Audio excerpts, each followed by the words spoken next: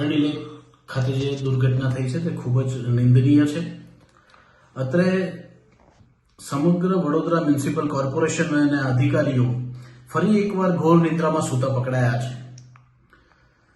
તળાવના સંચાલક સમિતિ તથા જેના કોન્ટ્રાક્ટર છે એને ટેન્ડર આપનારા લોકો અને તમામ લોકો ઘોર નિદ્રામાં સૂતા જણાયા છે.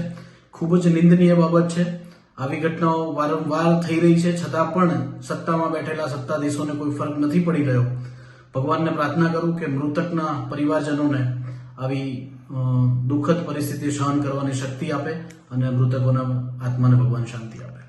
સંજયભાઈ, કેપેસિટી કહેવાય છે કે 12 થી 15 જણાની હતી, પરંતુ તેનાથી વધારે એટલે 25 થી વધારે લોકોને અંદર બેસાડીને જે લેકની અંદર રાઈડ છે તે કરાવવામાં આવી રહી હતી.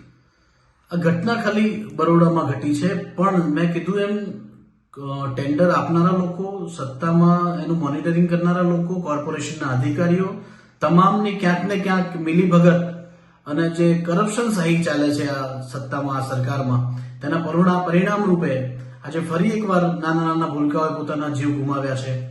પણ ભગવાનને પ્રાર્થના કરીએ કે આવી ઘટના ફરીવાર ના બને અને આવા લોકો જે લોકો આની સાથે સંકળાયેલા છે એ લોકોને કડકમાં કડક એકવાર દાખલો બેસે એવી સજા થવી જોઈએ.